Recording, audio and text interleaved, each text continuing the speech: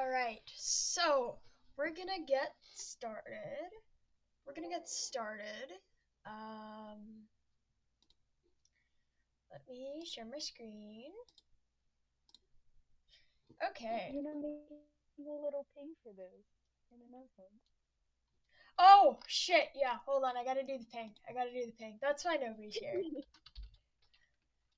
You're welcome. I'm so smart, gang. Okay, 1 second.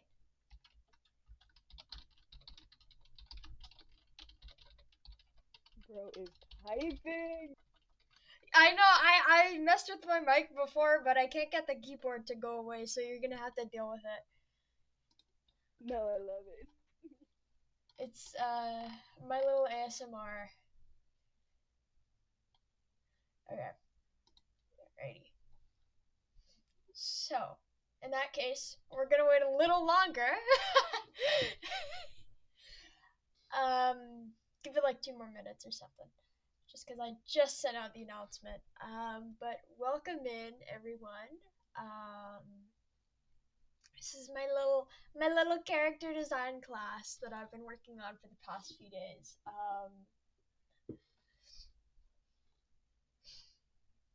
It's gonna be good. It's gonna be good.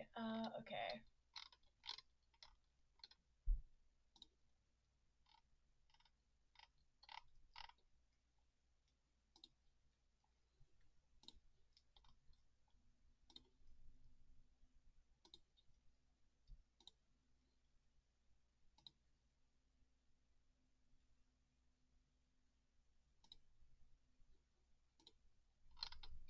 All right. So, we're gonna go ahead and get started. Just do a little intro while people are still rolling in. Welcome! You can call me Aura. I'm gonna be hosting this little class that I put together. So, I'm gonna just start out by saying character design is pretty difficult. It's I'm not I'm not a professional. I'm not as cool as you probably think I am. No, I'm not a professional. I'm just a high schooler. Um, so I will have credits for anything that I am outsourcing that I've not drawn. So go check out my sources. Definitely really useful stuff to have. Um, the, yeah, it's pretty useful. I want to give a quick little thanks to some of my friends. They aren't in this server, but they helped me put this stuff together and give me ideas for what I'm going to be presenting to you guys. And a last little thing, if you're a speaker, I'd appreciate if you were quiet for while I'm talking, just so I can focus. And this will be recorded. I am recording this for school and to show my family. So just keep that in mind. Most of you aren't talking, so it shouldn't be an issue. But I am recording my voice mostly to just, maybe get some bonus marks in school. We'll see. Most of this is just for fun. Alright, so what is character design? Character design is pretty telltale by the name, but it's the act of creating a character, or if you don't want to call it a character, you can also call it a persona. So, if you've ever drawn a persona or a character from scratch, or just a random guy on a sheet of paper, that is character design. Putting your brain into something to create some fictional character. That is character design. Even just imagining in your head, I'm sorry for the typo, that is character design. I'd love to talk about all types of character design, whether writing, um, audio, just imagining characters and their backstories and more detailed writing. I definitely do not have enough time for that. I do have places to be after this, so I will be focusing on the digital art aspect. So, what program should you start with? for art. There's a lot of different options out there, and they're catered to different types of people and their sorts of skill sets and what they're used to. So you might be used to using something that has a lot of options and is complicated, like Photoshop, which is paid. Or you could just be completely new. You could be coming from drawing on a sheet of paper in the middle of class to starting to want to do digital. And there's a lot of different programs. I'm only inserting a couple that I've used before personally. I would suggest that you start out with something simple like Fire Alpaca or IBS Paint X because they aren't too troubling to learn. As you grow your skills and as you start to reach out for those new assets and those new opportunities in your software to improve, that's when I start to suggest the paid programs. Once you're sure that you want to continue drawing or continue doing character design, that's when I would really say, okay, now you should look to buy some stuff. Look to buy some software that can really help you. And when you open up your more advanced softwares, there will be an option somewhere, somehow, that talks about color models. And I'm going to be honest, I did not really know what color models were up until recently. And they're actually really important. So, typically, in these more advanced drawing programs, you'll have the option to choose your color models, whether RGB or CMYK, because those are the two main. Programs will default to RGB most of the time because RGB is typically used for these digital projects, these digital artworks and illustrations, things that are not going to be printed, that are not meant to be physical. Uh, RGB provides more vibrant colors, and there's millions more color combinations that you can access via RGB. It is definitely a better choice for character design, um, as long as you aren't printing the final drawing. RGB can still work if you are, but it's more time consuming and the colors may come out different than what you think they are going to.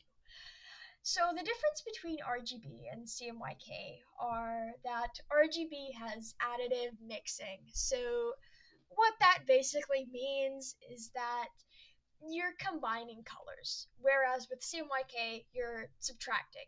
Um, and CMYK tends to be a lot duller because of the subtraction going on, which is why people steer clear of it when doing character designs, especially if you're going for something more vibrant, like an upbeat character.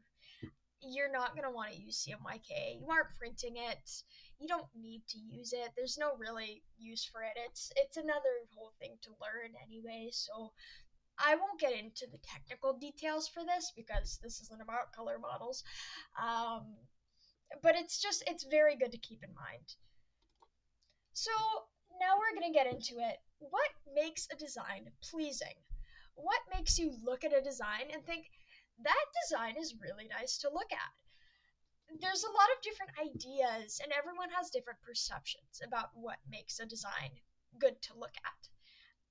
But if you're ever in an art course or a character design course, there are key features which will be brought up, which are the 10 principles of character design. I will not be covering all of them, do not have the time on me, but I will cover a couple.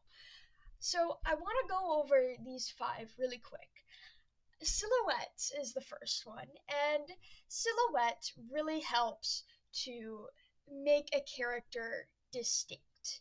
I will be going more detail into silhouette on one of the other slides, but I want to quickly go over it just to say you'll see like Mickey Mouse, for example, has these really big circular ears, and he's made up of almost all circles.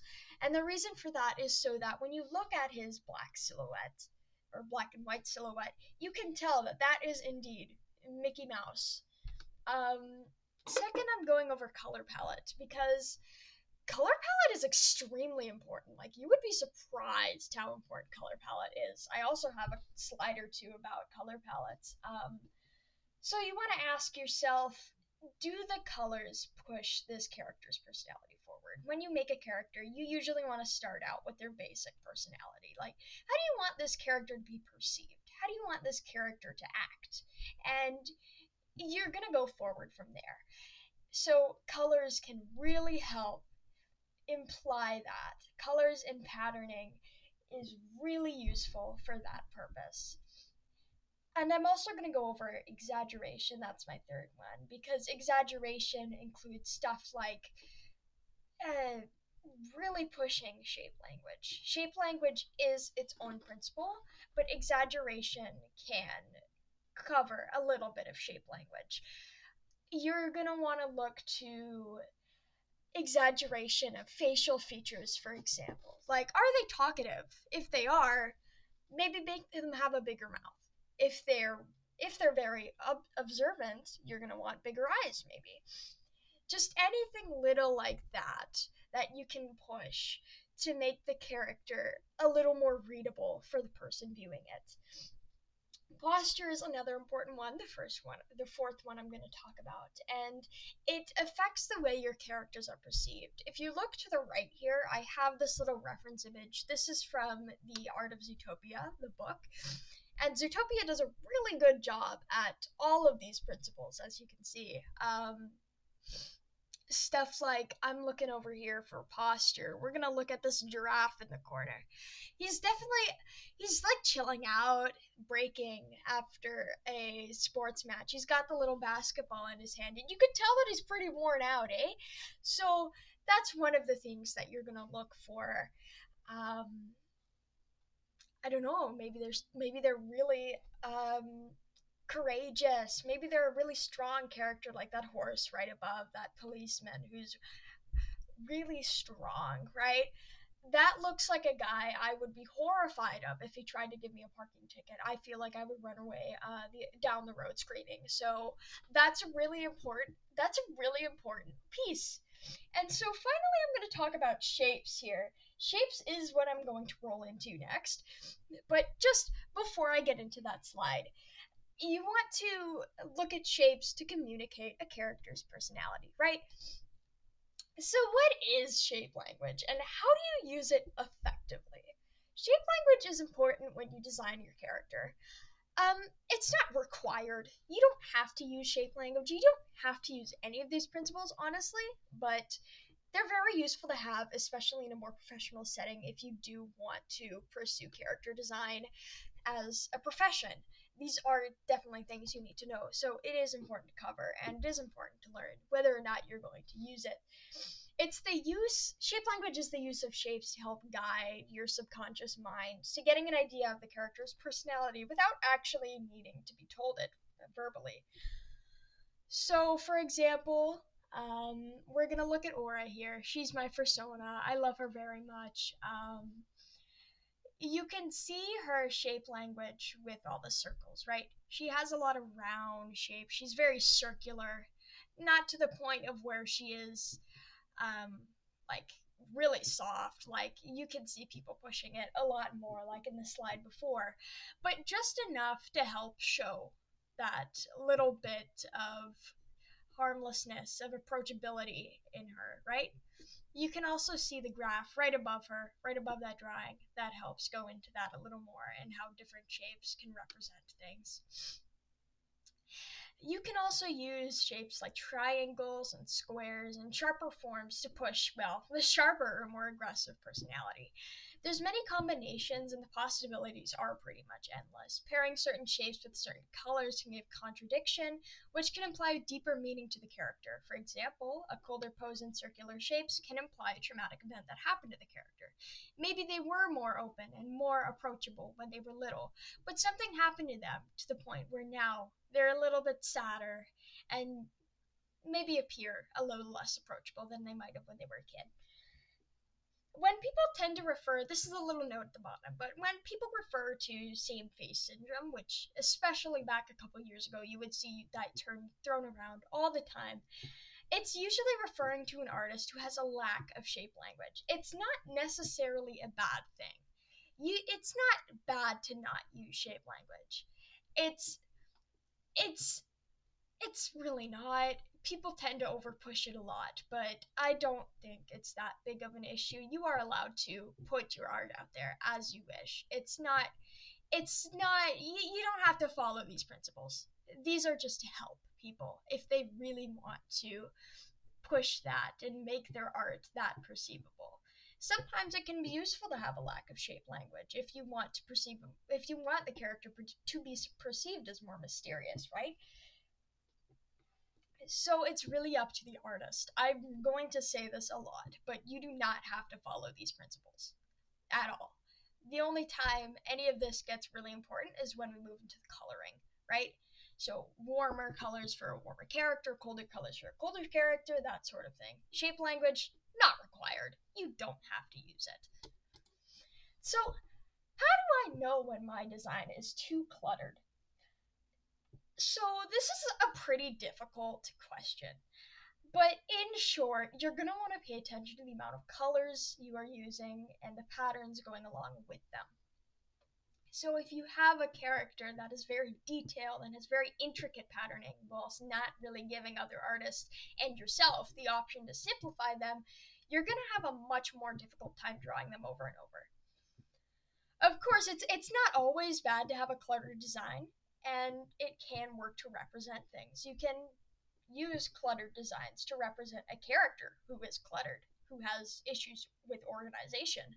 But there is a point, unfortunately, where other people will struggle to replicate it. And that's usually the point where you really want to sit back and think about how you can make this character easier to redraw. When you do design, it is important to sit back on your idea and make sure it works. Especially if you plan on selling the design, you want to make sure it works. It meshes well. And you really don't want your design to get to the point where you draw it for the first time and never again. I have done this many times before, but you really don't want to get to that because of its interest. Okay, interest. We're gonna ignore that. You can make a character display even the most complex personalities and emotions with just a simplistic design if it's pulled off correctly. You're really going to want to look for advice from your friends or your peers or your teachers or your mentors for advice if you are unsure. You always want to look for advice. Like, that's very important in art in general. Getting advice and getting outside input on how your illustrations and designs look is always something that I push. So, we're moving now to silhouettes. And why are character silhouettes important? I touched about them earlier with Mickey Mouse, who you can see on the bottom there, but silhouettes can really help make your character more distinctive. If you think about like mascots or popular characters, like I said, Mickey Mouse or Peter Rabbit, who isn't pictured here, you can usually tell that they are in fact themselves, even based on a silhouette. Having a strong silhouette makes them recognizable and also helps to push shape language, which was talked about previously, even more to help just that bit to make your character really how you imagine them. And I have given you those examples on the bottom of popular characters in cartoon media. So we got Mickey Mouse, Daffy Duck, the Flintstones guy, we've got Ren and Stimpy, Bart Simpson, even. And you can all tell they are that character because of their silhouettes, right? And we're taking a little bit of curveball back to color palettes because I want to touch on this. I really want to touch on this. So, how do you pick a good color palette for your designs? There's a lot of ways to go about this. Most of them are pretty easy, but what you want to consider is the personality you want to give. If you're making a design that you really want to be used over and over again, you're always going to want to start with that personality. Are they cheerful and bright, like the light yellows that come from the sun, or are they reserved and quiet, like a peaceful blue night in a field? Those are some of the questions you might want to ask yourself before deciding. Dulling colors can help show that your character is duller and drier in nature and personality, whereas saturated hues show a more extroverted and happy personality.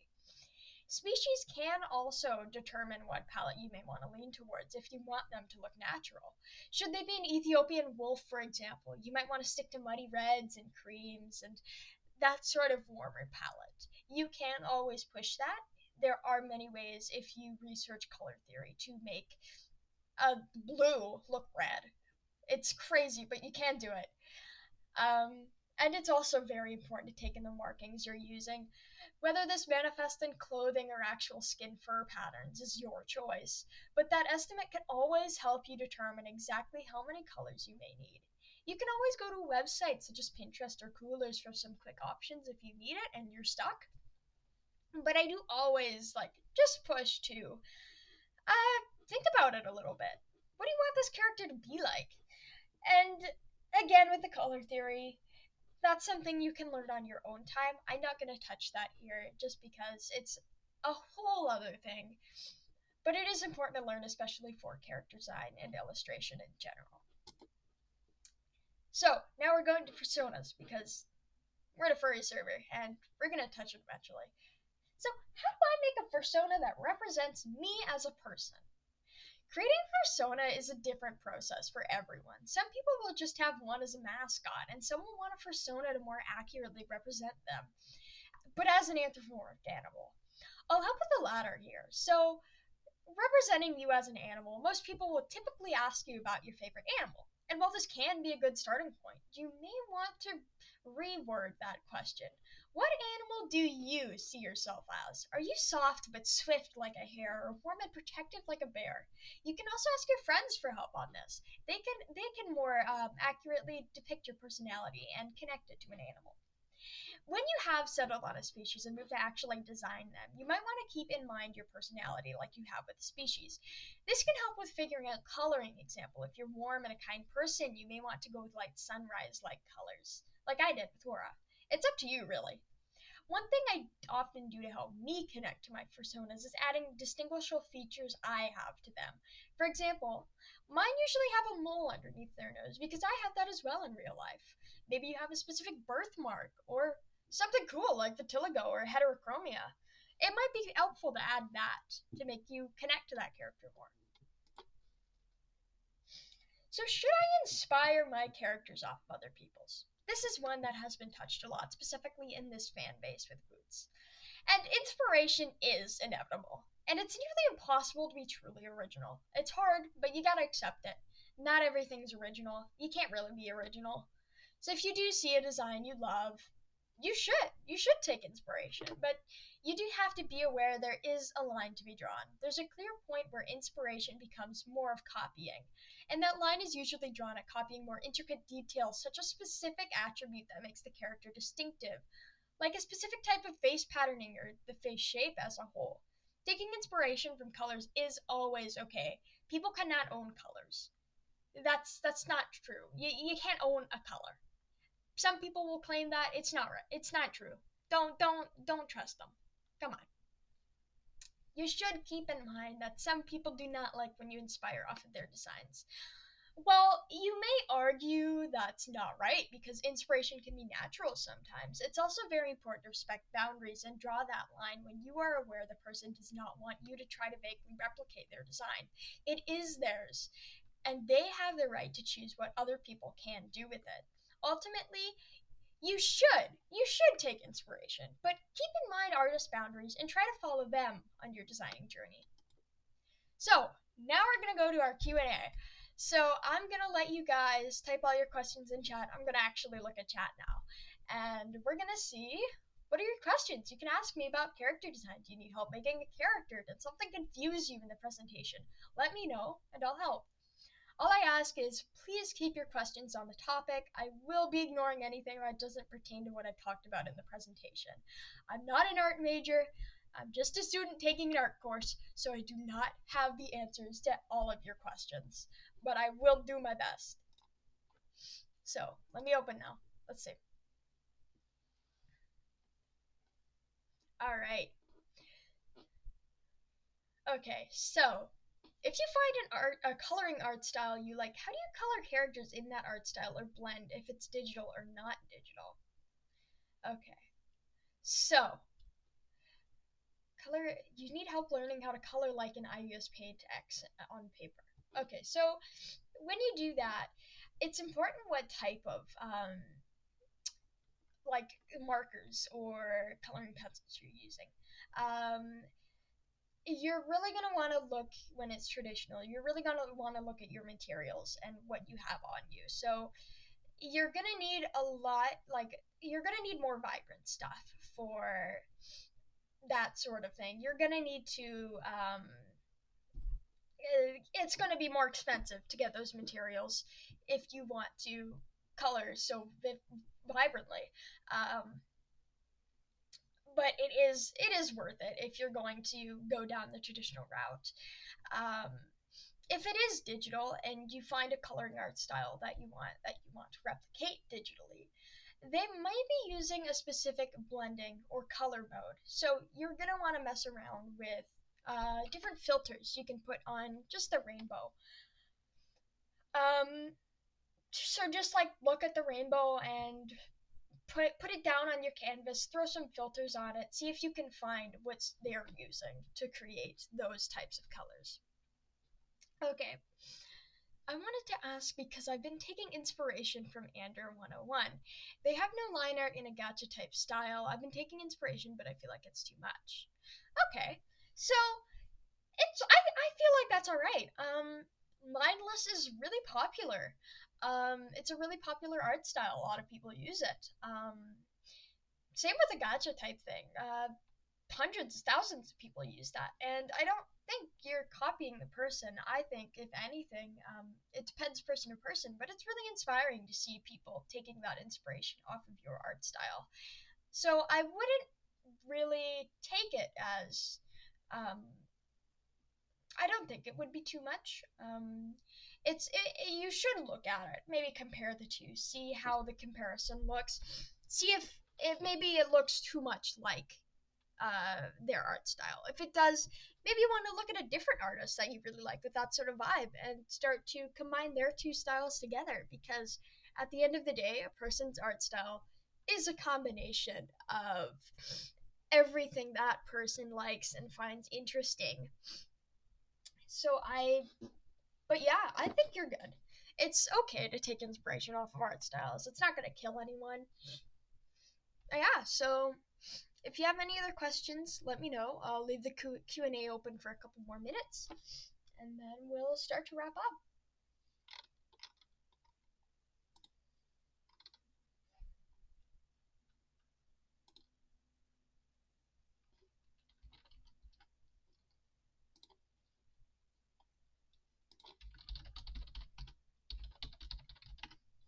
Okay, let me check.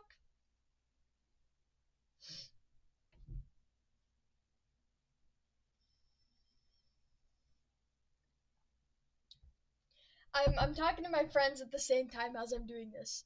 So, are there any tutorials on how to use settings or how to color in IBS Paint or tutorial you recommend if you use that program?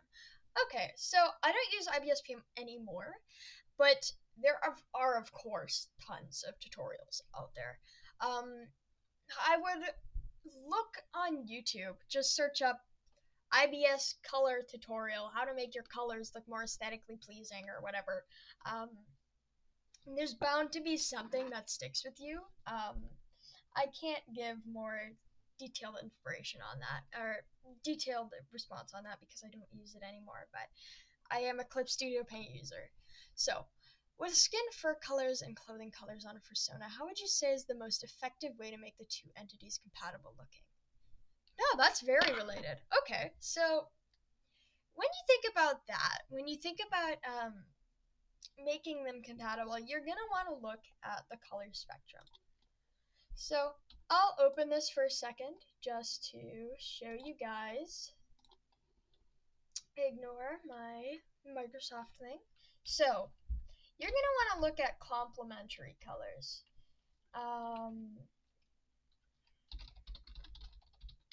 So complementary colors are, if you look at a color wheel, complementary colors are going to be the colors that are opposite of each other.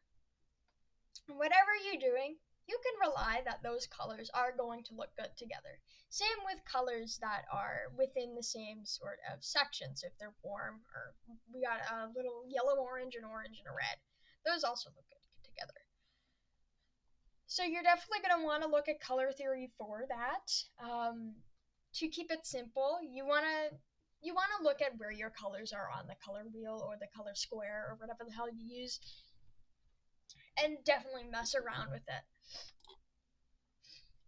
But when you get into it and when you can understand that, you'll be able to start to do stuff like that manually, without even thinking, and it will become much, much easier as long as you do that initial studying, which usually kind of sucks, not gonna lie.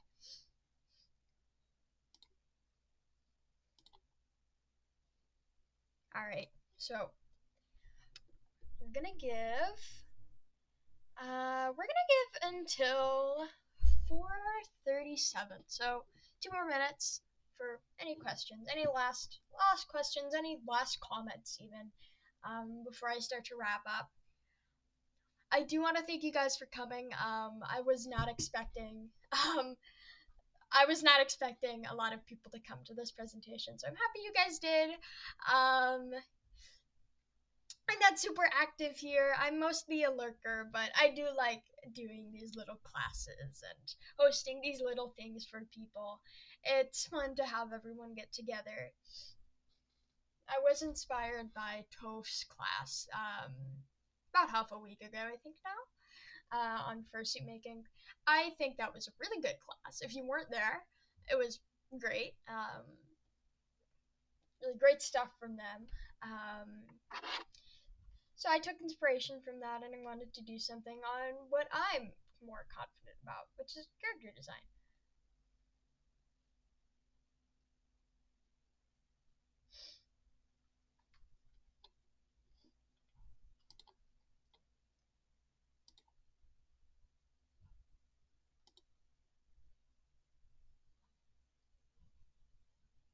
Alright, so we're gonna start to wrap up now. So this is my little ending statement.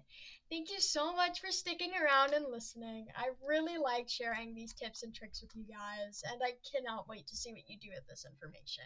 If you do anything, you don't have to. I don't really care. And I hope you have the bestest of days or nights, and I'm so glad you stuck around for all this. I know not everyone does, so I'm just saying to you guys who did, thank you. It means a lot. I do have to run off back to my epic secret dungeon now to plan my next attack, but I'll see you guys around. I'll be back. I always come back. I always come back. Prim. Prim. Alright. Alright, gang. Thank you so much for coming. Thank you so much for listening to me. I will see you guys around. I'm gonna try to be a little more active, so we'll see. But bye bye, everyone. Thank you for joining.